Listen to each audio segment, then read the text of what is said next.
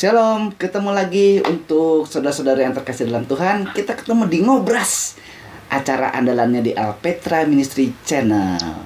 Hari ini Ngobras spesial juga dengan pendeta yang sangat luar biasa energik. Luar biasa juga dalam pencerahan-pencerahannya. Siapakah dia? Mari kita temui beliau.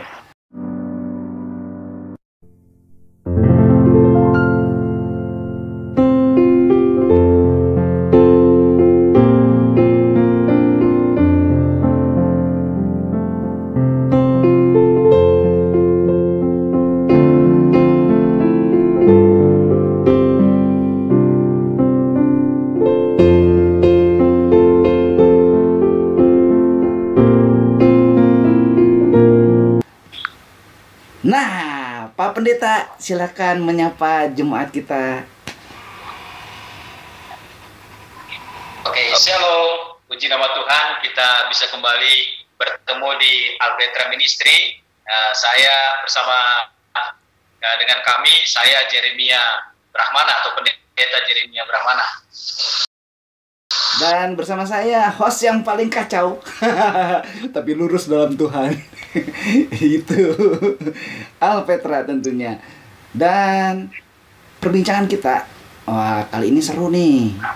Soalnya Pak Pendeta, kemarin saya sama Kang Ode tuh ngomongin tentang ada telur, ada kelinci. Nah, pas saya ikut ibadah tuh di tempatnya Pak Pendeta ngomong tuh di khotbah juga ada tradisi, kata Pak Pendeta. Wah, saya malah tambah bingung tuh Pak Pendeta. Pasti jemaat juga pada bingung nih yang nonton, ya kan? Tapi sebelum mulai, kita berdoa dulu.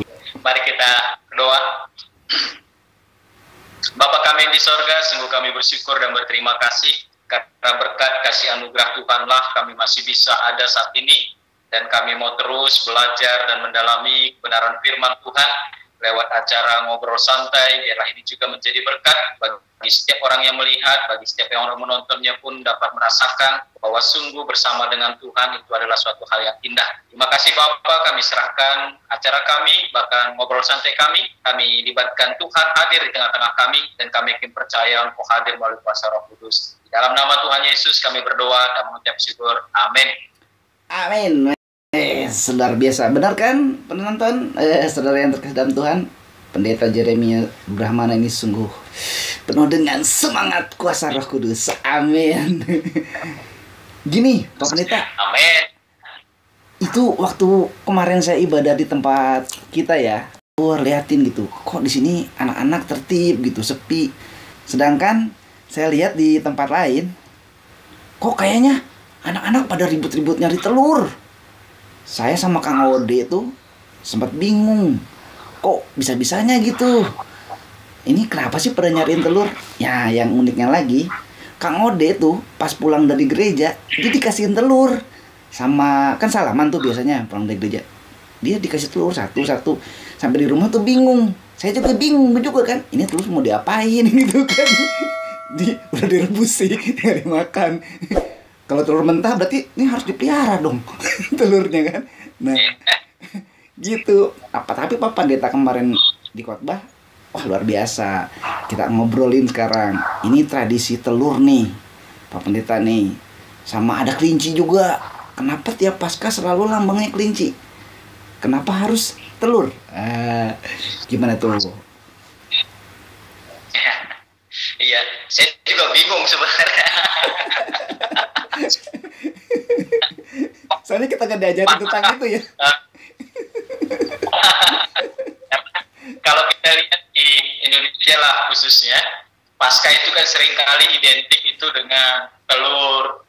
Nah, anak saya kemarin juga SD dari sekolahnya itu ada acara Paskah secara online, dan mereka disuruh untuk menghias telur. Nah, anak saya pernah tanya, Pak, kok Paskah itu selalu identiknya dengan telur gitu. Nah, baik di gereja, di sekolah, selalu itu dengan telur. Iya. Jadi kalau kita memang dalam kenyataan kita di kekristenan di Indonesia khususnya, bahkan di tempat saya pun sebenarnya kalau tadinya tidak ada pandemi, biasanya kami Jumat Agung itu kan ibadah itu di alam. Nah, ibadah di alam itu biasanya satu acara penting yang nggak pernah lepas itu adalah lomba cari telur. Oh. Jadi kok bisa telur itu kok jadi satu hal yang identik dengan Paskah? Padahal Paskah itu kan sebenarnya adalah kalau kita kembali ke Perjanjian Lama dan Perjanjian Baru itu kan pengorbanan Tuhan atau karya Tuhan untuk menyelamatkan. Iya. Apa hubungannya dengan telur? Nah, saya pernah dulu juga sama guru agama saya dulu, Bu, apa hubungannya Paskah dengan telur? Terus setelah kita belajar pun di Alkitab pun nggak ada Iya, di situ Paskah itu hubungannya dengan telur. Jadi kan kita orang bilang bahkan yang yang bukan beragama Kristen pun sudah tahu pada umumnya kalau orang Kristen itu merayakan Paskah itu dengan telur atau simbol dengan kelinci seperti Kang Alfa bilang tadi kan. Nah, jadi ini kan sebuah tradisi di kita,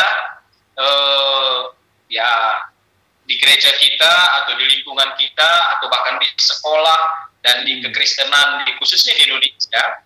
Dan kalau kita kembali pun kepada sejarah, ya mungkin nanti bisa kita cari tahu bersama-sama kok bisa ada telur dalam acara. Iya. Nah, tapi dapatkan makna hubungan telur dengan Paskah itu adalah simbol. Nah, kalau telur itu kan adalah cikal bakal yang akan menjadi sebuah makhluk hidup, sehingga telur itu juga dibuat menjadi simbol daripada Paskah. Nah, cikal bakal itu, kalau telur itu kan dari yang hanya sebutir telur itu bisa menjadi banyak ketika dia menetas dan ketika dia berkembang. Itu pun kalau menetas, kalau nggak busuk ya, kalau busuk kan nggak jadi apa-apa. Iya, kalau mateng. Kalau telurnya mentah. Iya, kalau makan ya. Makan ya. Iya sih. Di gereja bahkan di sekolah-sekolah pun sering dibuat acara perlombaan, lomba cari telur, siapa yang paling banyak dapat hadiah dan lain sebagainya. Sebuah tradisi untuk memeriahkan Paskah, menghias telur, ada yang sampai bikin telur itu seperti wajahnya dibikin jenggotnya juga. Betul. Jadi tradisi seperti itu hampir sama seperti misalnya kita kemarin bahas itu pohon Natal. Kenapa harus identik dengan pohon cemara? Iya. Jadi itu kan hanya sebagai simbol-simbol tradisi-tradisi yang sudah menjadi ciri khas di dalam acara-acara perayaan Paskah. Dan telur itu juga punya makna, kelinci itu juga punya makna, sehingga ketika makna-makna yang berkaitan atau berhubungan dengan Paskah, sehingga itu menjadi sesuatu yang melekat pada kekristenan dan itu menjadi tradisi. Dan bukan harus kalau Paskah itu harus ada telur. Kemarin Paskah nggak ada hias telur, nggak ada cari telur. Saya nungguin loh, ini Pak Pendeta Bram nggak bagi-bagi telur apa gitu.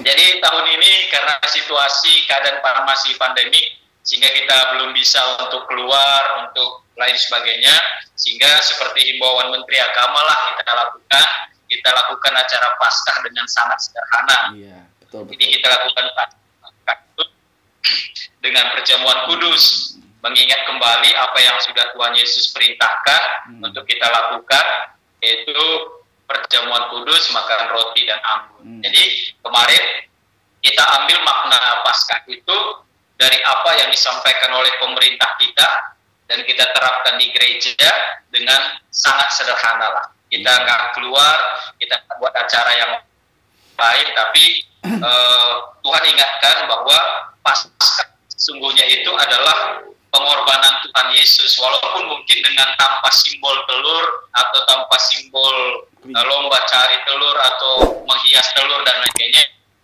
tapi makna Paskah itu nggak berkurang. Iya. Iya sih, soalnya gimana ya? Eh kan di media ya, baca saya juga ada yang mengartikan telur, apa makna telur dan kelinci pasca gini gitu. Nah, ini kan jadi bingung kan? Malah ada anak sekolah minggu nih. Pak Pendeta ke saya nanya begini, Om, emangnya waktu Tuhan Yesus dikubur nggak ada itu, ibu-ibu itu pada bawa keranjang telur ya gitu. Makanya kita disuruh nyari telur katanya.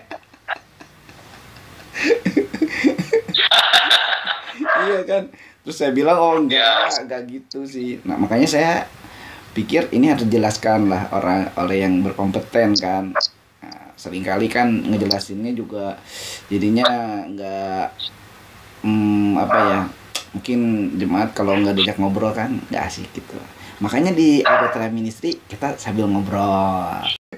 Jadi telur sama kelinci nggak ada kaitannya ya Pak Pendeta ya, sama Paskah ya. Kalau kita dan saya pengalaman selama ya aktif di gereja belum pernah tuh dengan kelinci, tapi lebih identik itu mulai saya dari kecil. Saya ingat dulu waktu sekolah minggu kalau Paskah itu selalu paling dua itu, lomba mencari telur dengan menghias telur. Iya. Waktu saya sekolah di Katolik juga dulu, SMP SMA itu juga kalau Paskah itu selain ibadah misa dan lain sebagainya itu selalu identik dengan menghias telur dan cari telur. Iya betul. Makanya kan itu nanti yang mungkin kalau saudara-saudara kita sudah menonton obrolan kita nih, mungkin mereka akan tercerahkan bahwa tidak identik Paskah itu dengan telur, dengan kelinci. Ya kalau menggambar dan mewarnai ya itu hanya sebagai apa ya, kreasi lah ya, nggak ada hubungannya. Karena kalau mengingat ke telur, enakan digoreng, direbus, dibikin kue.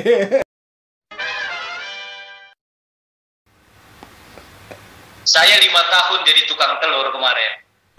Jadi telur itu kan sebenarnya telur itu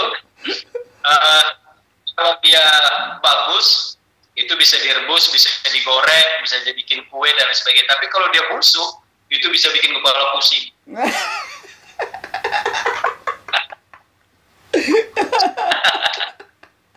Iya. Iyalah, telur busuk mau diapain? Iya betul. Nggak bisa dikasih makan ke lele gitu? Telur busuk nggak mau ya, lele juga ya? Lelenya juga ikut pusing.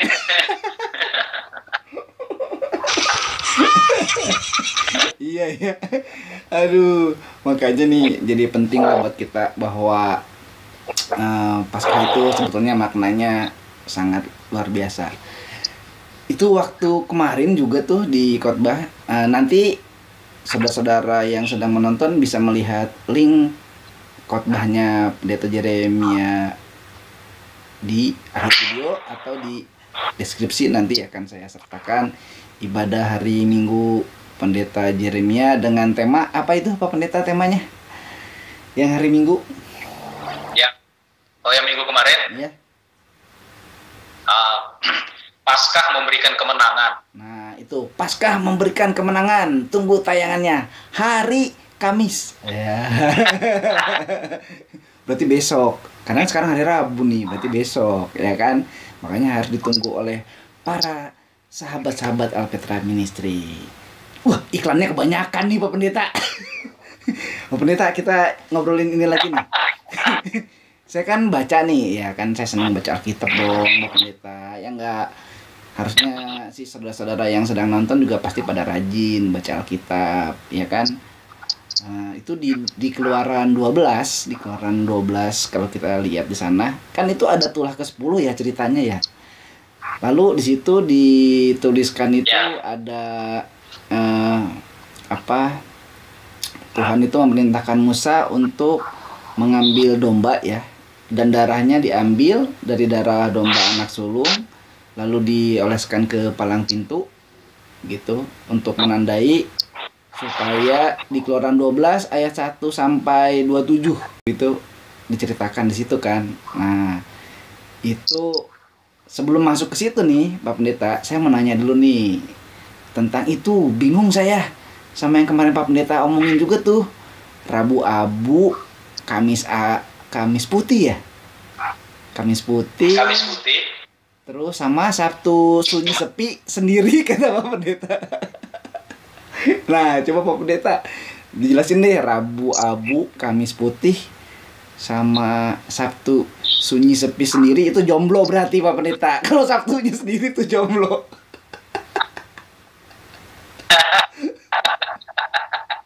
Iya. Saya dulu waktu SMP SMA itu lebih kurang 6 tahun saya di Katolik sekolah. Jadi saya gereja Protestan di mana saya dibesarkan itu nggak pernah mengingat hari Rabu Abu, terus Kamis Putih, Jumat Agung, atau Sabtu Sepi, atau Sabtu Sunyi, atau Sabtu Suci. Baru malam Minggu. Iya, malam Mingguan. Jadi akhir-akhir ini atau bisa dibilang sekitar 5 tahun belakangan ke sekarang, itu gereja-gereja Protestan mulai mendengungkan Rabu Abu, Kamis Putih, Jumat Agung, terus Sabtu Suci lah kita bilang, Sabtu Suci dan Minggu Paskah. Saya kaget juga sebenarnya, dan saya berpikir dulu kan, itu kan dulu adalah perayaan sebelum Paskah atau peringatan sebelum Paskah yang sering dirayakan oleh orang-orang atau beragama Katolik. Nah, jadi akhirnya saya ngambil kesimpulan atau kami ngambil kesimpulan, akhirnya itu kan bukan milik gereja tertentu saja, dan itu adalah sebuah peringatan momen. Misalnya Rabu Abu itu kan 40 hari sebelum Paskah itu sudah gereja mula-mula dulu sudah mengadakan puasa.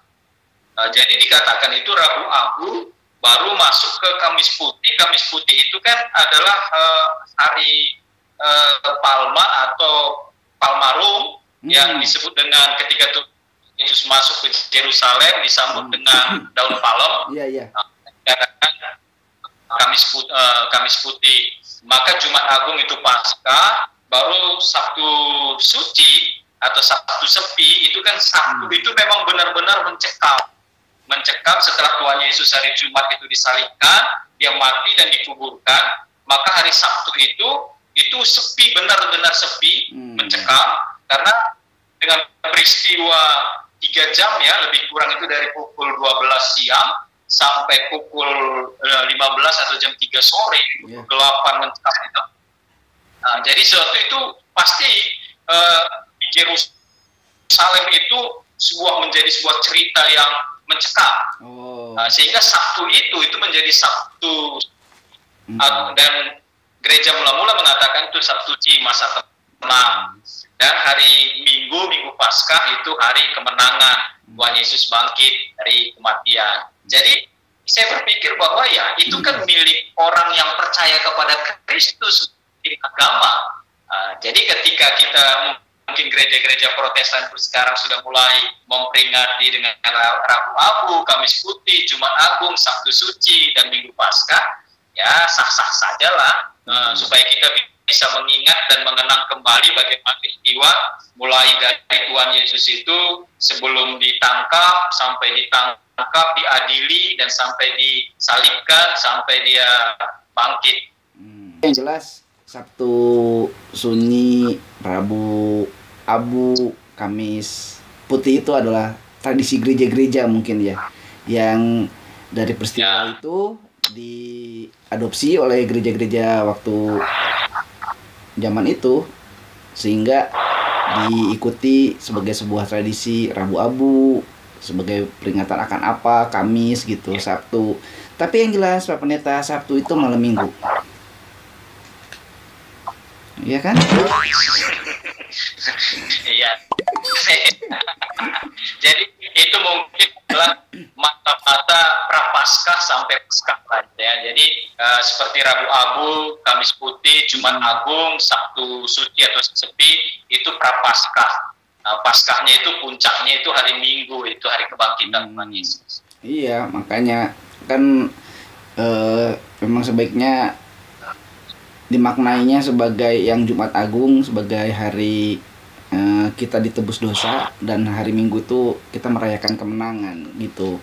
Lebih pas ya kalau itu.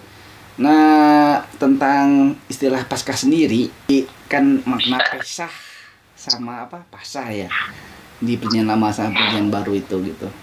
Tapi ada yang agak unik yang mungkin kita bisa sharekan ke para saudara kita yang sedang menonton sekarang, tentang ada istilah domba Paskah tadi kan yang disembelih. Lalu dituliskan di dalam Injil, banyak kita temui domba Paskah itu sebetulnya Tuhan Yesus, kata Rasul Paulus ke jemaat Korintus kan. Nah, berkaitan dengan Paskah itu berarti domba dong, bukan telur, bukan kelinci.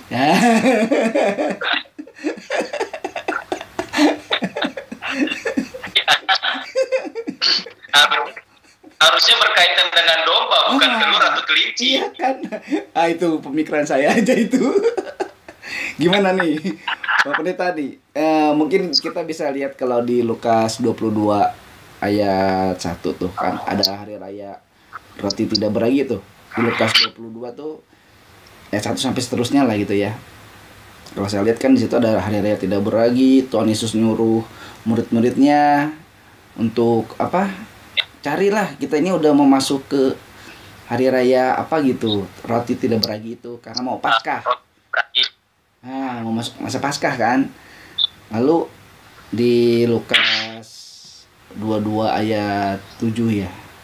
Itu kan dijelaskan bahwa ini artinya Paskah itu Tuhan Yesus sudah memperingatkan sebelumnya bahwa dia akan jadi domba Paskahnya itu kan. Jadi sebetulnya makna Paskah yang sejujur-jujurnya dari hatimu yang paling dalam.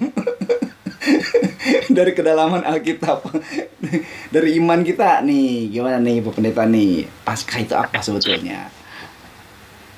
Iya, terima kasih Pak Pendeta. Belum. Jadi sebenarnya itu saya lebih setuju simbol Paskah itu dibuat gambar anak domba atau ditunjukin ya anak domba lah, itu simbol daripada Paskah. Kegedean karena memang Paskah itu kalau kita kembali ke Perjanjian Lama,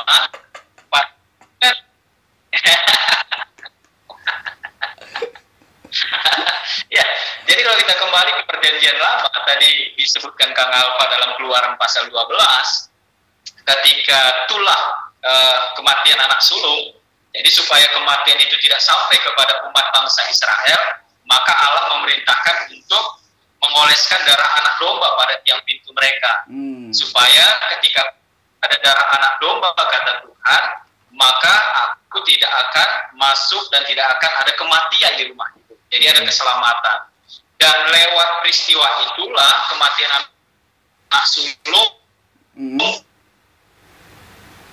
yang terjadi di Raja Firaun pun ikut mati, maka bangsa Israel dibebaskan dari perbudakan Mesir dan mereka menuju ke tanah Kanaan, tanah perjanjian. Dan itu adalah gambaran daripada apa yang dilakukan oleh Tuhan Yesus, bahwa dia adalah anak domba yang sesungguhnya. Kalau bangsa Israel itu adalah gambaran bahwa mereka dibebaskan dari perbudakan Mesir, maka Paskah yang sesungguhnya itu kematian Tuhan Yesus, darah anak domba, darah Tuhan Yesus itu membebaskan manusia dari dosa untuk beroleh hidup yang kekal, yaitu Kanaan atau Yerusalem baru yang sudah Allah siapkan.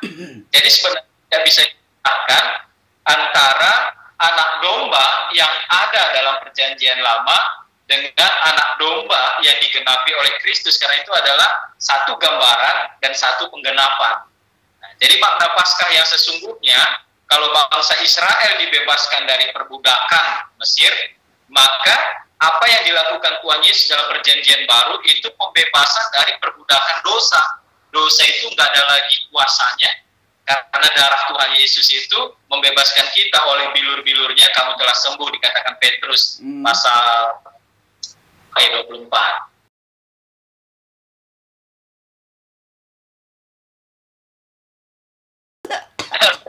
Kok berhenti?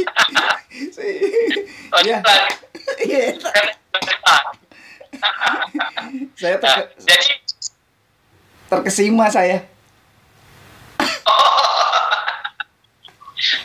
jadi kalau kita kembali ke makna Paskah, maka sebenarnya Paskah yang sesungguhnya itu adalah darah anak domba dalam perjanjian lama, maka dalam perjanjian baru Tuhan Yesus genapi dengan darahnya sendiri untuk menyelamatkan manusia dengan karya salib.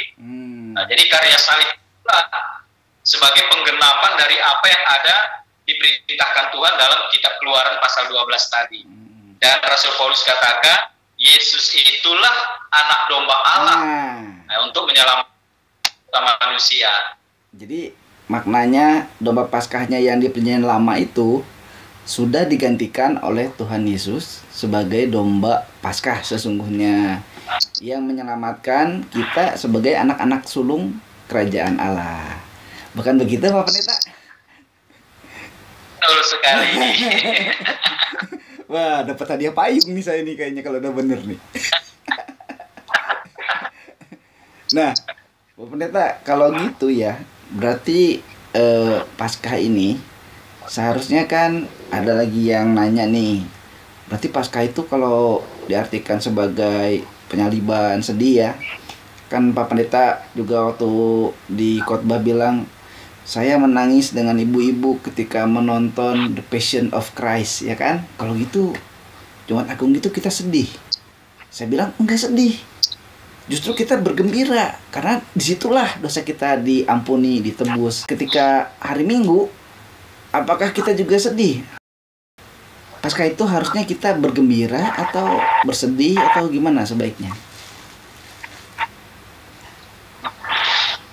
Ya, jadi saya katakan itu dulu saya misalnya menitikkan air mata itu bukan harus bersedih karena gembiranya dan karena terharunya melihat pengorbanan Tuhan Yesus yang luar biasa. Dia mau menderita, dia mau disiksa, bahkan sampai dia mau mati untuk kita. Itu yang membuat hati saya itu tergugah dan saya merasakan betapa luar biasa pengorbanan Tuhan dan betapa dia sayang dan sangat mencintai saya sebagai orang yang berdosa, dia mau berkorban untuk saya. Gitu. Itu yang membuat air mata saya jatuh.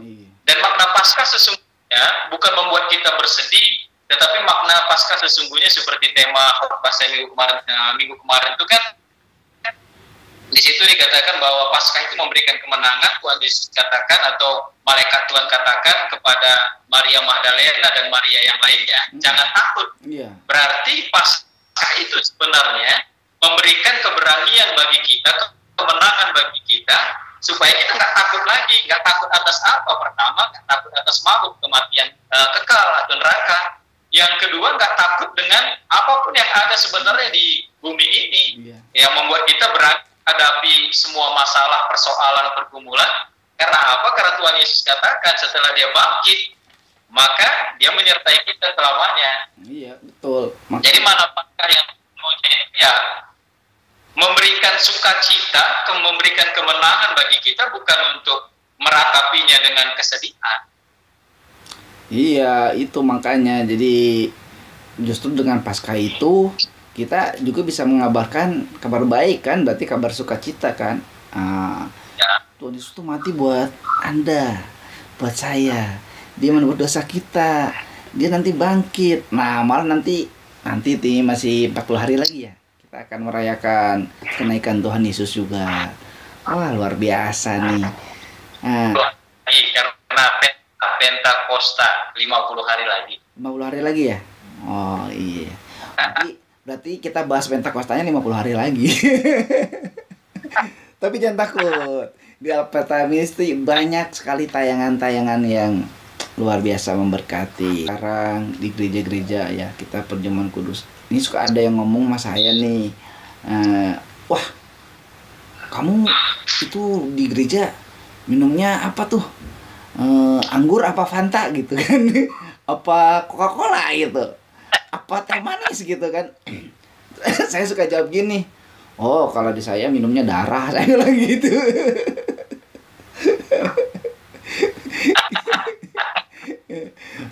Itu itu mungkin karena gimana ya, saya nggak berani menjelaskan juga sih karena saya takut salah juga ya.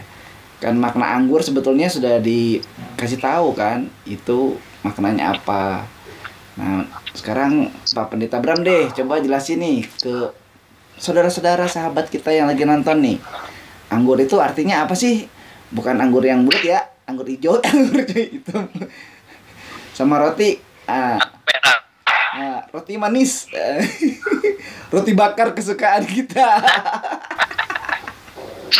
Ya, jadi anggur itu kan simbol daripada darah Kristus. Ketika Tuhan Yesus mengajak murid-murid untuk makan Paskah sebelum dia ditangkap di Taman Getsemani, maka Tuhan Yesus perintahkan kepada murid-muridnya supaya mereka mencari sebuah tempat untuk makan Paskah bersama dengan mereka.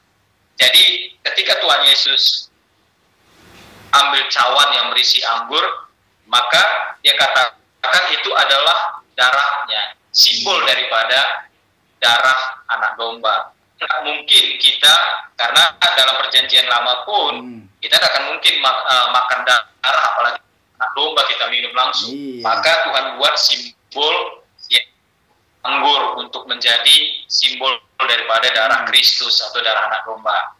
Dan roti itu simbol daripada tubuh Kristus. Karena apa? Karena di situ juga adalah perayaan roti tidak beragi. Artinya roti tidak beragi itu kan tidak ada campuran apapun. Artinya bahwa roti itu kudus, bahwa tubuh Kristus itu kudus. Dia korbankan, dia mati untuk menanggung dosa kita. Maka dia katakan inilah tubuhku yang tercabik-cabik bagi kamu. Jadi Tuhan katakan dalam makan Paskah bersama dengan murid-murid itu, jadikanlah ini menjadi peringatan untuk terus dilakukan oleh murid-murid Tuhan. Jadi kan kita nggak mungkin lakukan apa yang sudah dilakukan oleh Tuhan Yesus. Karena ketika Petrus bilang, guru aku saja yang gantikan, maka Tuhan Yesus katakan apa? Tuhan Yesus hardik, hai iblis enyahlah engkau. Karena tak mungkin manusia untuk melakukan apa yang dilakukan Tuhan Yesus. Maka Tuhan buatlah simbol-simbol untuk kita bisa mengenang, mengingat kembali apa yang Tuhan Yesus lakukan. Yaitu dia curahkan darahnya dan dia berikan tubuhnya, maka itu dibuat simbolnya dengan anggur dan roti. Di Alpha Feministi kita tidak akan berdebat, kita akan menyejukkan, menenangkan, mencerahkan ya. Jadi itu tadi kata Pendeta Bram, anggurnya malah disari. Maksudnya Pak Bram kan anggur itu sebagai lambang ya. Sedangkan bentuknya entah Fanta, entah mungkin air. Ya. Nggak masalah kan ya? Ya anggur itu di kampung saya anggur itu kan bisa aja misalnya Coca-Cola ya dianggap anggur juga kan tak masalah. Kan kasihan. Kasihan kalau yang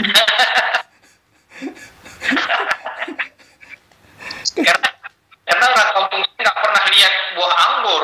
Nah kan, ayo gimana? Pakai air kelapa aja banyak. Iya. Jadi ada buah anggur, cari untuk anggur asli pun itu susah. Mau beli anggur kemana ya? Dan terus gimana dong? Kalau kita lakukan perjamuan kudus, maka ya kita lakukan kudus itu dengan ya misalnya seperti kata Kang Alfa tadi dengan teh manis, terus rotinya mungkin ya roti pun nggak ada, ya mungkin dibuat dengan singkong. Tetapi artinya kan makna bahwa singkong itu kita anggap sebagai tubuh Kristus dan teh itu sebagai anggur yang adalah darah Kristus. Intinya kan daripada makna yang sesungguh bahwa darah Tuhan Yesus itu sudah tercurah, tubuhnya itu sudah dia berikan untuk kita, untuk menyelamatkan kita. Tapi emang itu kejadian juga sih. Satu waktu kan pelayanan di desa, di kampung jauh ke kota itu, kalau mau ke kota itu bisa 10 jaman lah. Kalau bolak-balik kan berarti 20 jam seharian kan. Nah, jadi keterbatasan akhirnya gitu. Perjamuan kudusnya diganti, airnya jadi air teh. Terus rotinya jadi roti sumbu, ya kan? Nah, waktu itu sempat jadi ada pertanyaannya. Tapi kembali tadi yang ditekankan sama Pendeta Jeremia bahwa yang penting adalah maknanya. Ya, darah itu Ya kan nggak mungkin minum darah beneran ya kan. Daging, minumlah inilah tubuhku yang kupecah-pecahkan. Masa kita makan daging manusia kan, nggak mungkin juga kan. Gitu. Nah, ada yang dilupain nih Pak Pendeta. Sebenarnya kalau kita baca di Alkitab itu, Tuhan Yesus itu berkata begini, cawan ini adalah perjanjian baru oleh darahku yang ditumpahkan bagi kamu. Jadi sebelum disalibkan, Tuhan Yesus udah bilang kan, ini tuh darahnya tuh sebagai lambang kan, yang ditumpahkan untuk menyucikan dosa kita. Tapi sebelum itu ada kata-kata cawan. Nah, di perjamuan kudus sering dilupakan bahwa ada cawan yang juga sebagai perjanjian baru dari perjanjian lama ke perjanjian baru, mungkin gitu ya. Ya itu nanti Pak Pendeta yang jelasin ya. Cuma cawan ini adalah perjanjian baru. Jadi ketika kita melihat satu hal tentang darah, tentang roti, tapi kita lupa bahwa darah dan roti itu juga diikat atau diwadahi oleh cawan, yaitu perjanjian baru Tuhan. Kita dari orang yang lama digantikan ke manusia yang baru, gitu ya Pak Pendeta ya. Ya kira-kira begitulah. Ya Pak Pendeta baru dari mana Pak Pendeta? Ya, jadi Pendeta, kalau sebelumnya itu kan wadah, cawan itu kan wadah, tempat, dan ketika Tuhan Yesus berkata cawan yang berisi anggur adalah berisi darah perjanjian baru. Dan kalau kita lihat dalam perjanjian lama, maka mereka itu kan menggunakan tempat yang berbeda, sedangkan Tuhan Yesus untuk ke depan supaya itu menjadi peringatan bagi kita bahwa wadah yang punya itu adalah diri kita. Cawan itu adalah diri kita, perjanjian baru. Jadi tidak lagi kepada hal-hal yang dalam perjanjian lama, seperti apa yang dikatakan Rasul Paulus dalam kitab Roma juga kan, bahwa Tuhan Yesus itu satu kali tersalib dan tidak pernah dua kali. Nah, jadi wadah itu sesungguhnya seringkali memang kita lupakan bahwa anggur, roti itu ada cawan menjadi tempat untuk anggur dan roti itu. Nah, jadi sama seperti Kristus, dia tubuh dan darahnya itu kan adalah pribadi Kristus yang adalah manusia dan dia juga adalah Allah. Maka itu yang dipersembahkan untuk kita, untuk menebus kita. Jadi kita ini juga adalah tempat Kristus atau baitnya Roh Allah. Seperti apa yang dikatakan Paulus kepada jemaat di Korintus, tidak tahukah kamu bahwa tubuhmu itu adalah bait Roh Allah? Jadi tubuh kita ini bait Roh Allah. Kita ini juga adalah tempat di mana Roh Allah yang sebenarnya nggak pantas, nggak layak. Tapi ketika seperti apa yang dikatakan Rasul Paulus juga, ketika tempat cawan itu adalah tanah liat dan isinya adalah firman Allah atau Allah yang mengisinya, akan menjadi sesuatu yang kuat, sesuatu yang luar biasa dan pecah dan lain sebagainya. Jadi ini yang harus kita tanamkan dalam kehidupan kita. Seringkali kita melihat sebuah simbol, tetapi kita tidak melihat makna. Tapi seringkali juga orang mengabaikan simbol, tapi hanya pegang saja. Maka sebenarnya simbol dan makna itu bisa dipisahkan. Saya sebagai orang Indonesia, suku Karo, yang nggak bisa dipisahkan dari tubuh saya ini orang Karo, suku Karo gitu loh. Simbol dari Tuhan mau katakan bahwa ada tempat sebenarnya yang tidak layak kan sebenarnya menjadi tempat darah yang kudus, roti yang kudus, tetapi tempat yang tidak layak itu menjadi layak, sama seperti kita, tubuh kita. Tubuh kita ini nggak layak sebenarnya untuk menjadi tempat atau bait Allah, Roh Allah untuk berdiam dalam diri kita, nggak pantas karena kita berdosa. Tetapi ketika kita percaya, ketika kita beriman, ketika kita terima Tuhan Yesus, maka Roh Kudus itu dimateraikan dalam hati kita. Jadi kita menjadi baitnya Roh Allah. Iya. Wadahnya, tempat menyatakan kuasanya. Ada oma-oma ke saya coba. Dia bilang begini ke saya. Abis ibadah Paskah gitu, tapi itu udah beberapa tahun yang lalu sih. Dia ngomong ke saya gini. Pak, saya mau tanya," katanya. "Iya Oma, kenapa Oma?" "Kan kalau kita terima Tuhan Yesus," katanya, "kita jadi manusia baru kan?" "Iya Oma." "Emang kenapa?" "Saya udah terima Tuhan Yesus, kok saya nggak baru-baru," katanya. "Maksudnya gimana Oma?" "Saya masih keriput nih," katanya. Ya itu intermezzo. Iya, Paskah itu luar biasa ya. Sangat luar biasa dalam kehidupan kekristenan. Paskah ini penting ternyata. Yang terkandung di dalamnya ada karya penyelamatan Kristus di dalamnya ya. Gitu. Jadi ada peristiwa di salib itu. Seorang penjahat, ya saya katakan penjahat gitu ya. Kan justru dia minta ampun sama Tuhan dan Tuhan mengampuni dan menjanjikan akan tinggal bersama-sama dengan Tuhan Yesus di sorga. Jadi karya Kristus di salib itu untuk menyelamatkan manusia dari dosa. Jelas firman Tuhan katakan kan, kalau kita percaya, kita beriman, kita mengaku dengan mulut, percaya dalam hati, maka kita diselamatkan. Seperti kata Rasul Paulus dalam kitab Roma. Dan jelas juga dikatakan bahwa Allah sekali-kali tidak akan meninggalkan kita dan tidak akan membiarkan kita. Jadi tidak ada jaminan manusia yang sudah percaya kepada Tuhan Yesus, seperti kata nenek-nenek tadi, kok saya sudah lahir baru tapi muka saya nggak jadi baru-baru kan gitu, kok nggak makin cantik gitu, kok tetap aja kering. Kan kita setelah percaya Yesus, kita nggak langsung menjadi manusia surgawi di sorga, tetapi kita masih tetap manusia. Saya percaya Tuhan Yesus, saya masih tetap Yeremia.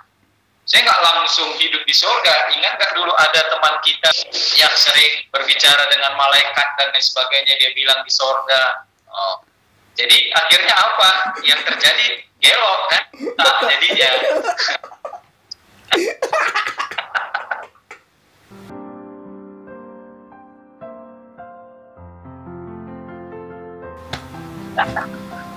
Parah.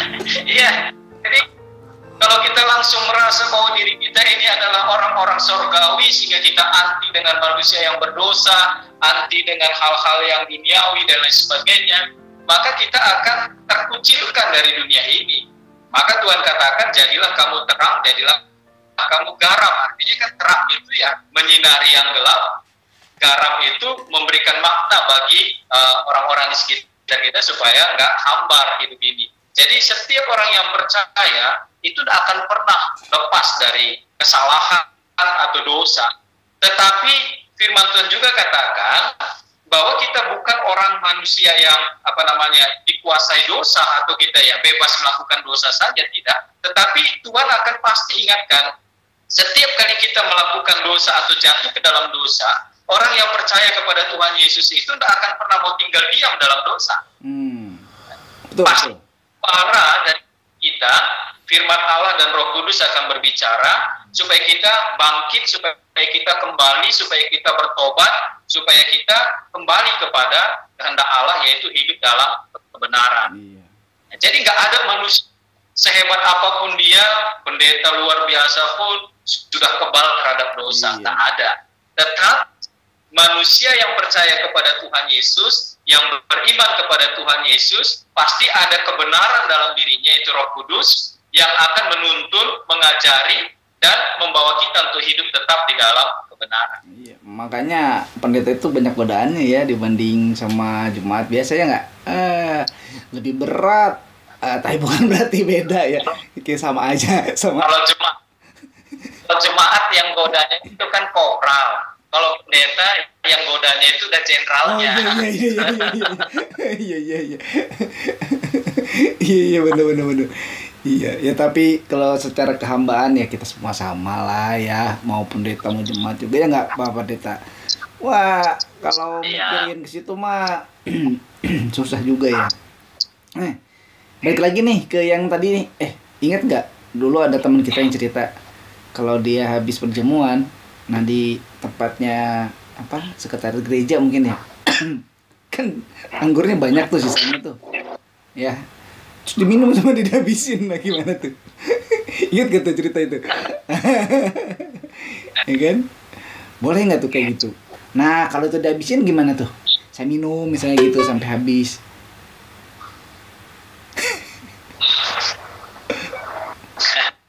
Ya, jadi eh, anggur itu kan simbol daripada darah Kristus, roti itu simbol daripada tubuh Kristus. Jadi kalau misalnya sisa banyak, itu biasanya kan disimpan di pastori atau disimpan oleh pendeta setempat di rumahnya. Dan mungkin itu bisa juga kalau misalnya kayak kami itu kalau sisa banyak itu saya simpan di kulkas supaya nanti perjamuan kudus sekali lagi anggur itu dan roti itu masih bisa digunakan. Ya. Wah tercerahkan nih. Para penonton semuanya hari ini tercerahkan oleh Pendeta Jeremia karena menjelaskan makna Paskah sebenarnya bukan telur sama kelinci ya. Ya enggak, Pendeta? Tapi domba.